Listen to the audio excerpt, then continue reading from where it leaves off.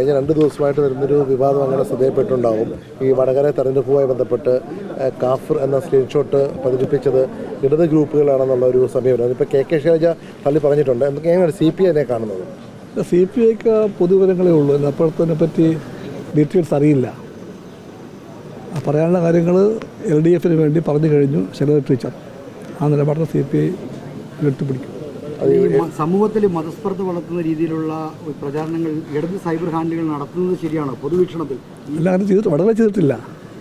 ചെയ്താൽ ശരിയല്ല, ചെയ്തിട്ടില്ല. ഇടത് ഗ്രൂപ്പുകളിലാണ് ഇത് വന്നതെന്ന് പോലീസ് കണ്ടെത്തിയിരിക്കുന്നത്. ഇടത് ഗ്രൂപ്പുകൾ ചെയ്താലും ശരിയല്ല.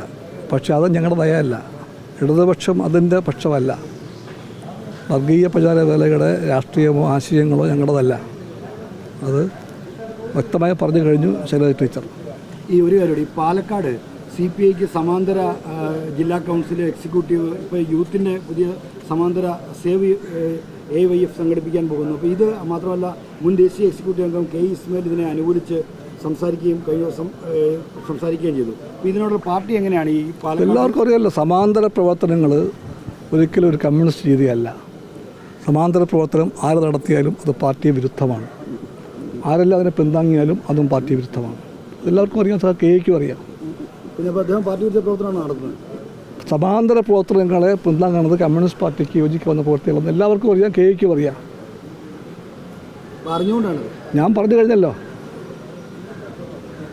ഈ പാലക്കാട്ടെ പ്രശ്നങ്ങൾ പരിഹരിക്കാൻ പാലക്കാട് അതൊക്കെ കമ്മ്യൂണിസ്റ്റ് പാർട്ടിക്ക് അറിയാം എന്ത് ചെയ്യണമെന്ന്. ചെയ്തോളാം, ചെയ്യും. അല്ലല്ല പകല പോലെ എനിക്ക് പറയട്ടെ അങ്ങോട്ട്. ഈ നിങ്ങൾ ചോദിച്ചില്ലെങ്കിലും ചില ദേശീയ പത്രങ്ങൾ എന്നോട് ചോദിച്ചു തുരങ്കപ്പാതയെപ്പറ്റി എന്താ പറയാനുള്ളതെന്ന്. നിങ്ങൾക്ക് വേറെ വിഷയമായതുകൊണ്ട് അത് മറന്നു പോകുന്നു. അതൊരു ഗൗരവമുള്ള കാര്യമാണ്. വയനാടിൻ്റെ ദുരന്ത പശ്ചാത്തലത്തിൽ പരിസ്ഥിതിയുമായിട്ട് ബന്ധപ്പെട്ട എന്ത് കാര്യം ചെയ്യുമ്പോഴും നമുക്ക് 2 വട്ടം ചിന്തിക്കണം. പശ്ചിമഘട്ടത്തിലെ ഏറ്റവും ലോലമായ പ്രദേശങ്ങളിലാണ് കേരളം നിൽക്കുന്നത്. പശ്ചിമഘട്ടം ലോലമാണ്. ഭൂമിക്ക് എല്ലാം താങ്ങാൻ കഴിവില്ല. അത് പ്രകൃതി പലവട്ടം നമ്മൾ അറിയിച്ചു കഴിഞ്ഞിട്ടുണ്ട്. അതിൻ്റെ ഭാഗമായിട്ടാണ് ഇപ്പോൾ ചുരൽമലയിലും മുണ്ടക്കയിലുമെല്ലാം ഉണ്ടായ സംഭവങ്ങൾ. അതിൻ്റെ എല്ലാം വെളിച്ചത്തിൽ തുരങ്കപ്പാതയെപ്പറ്റി ശാസ്ത്രീയമായ പഠനം വേണമെന്നാണ് CPI പറയുന്നത്.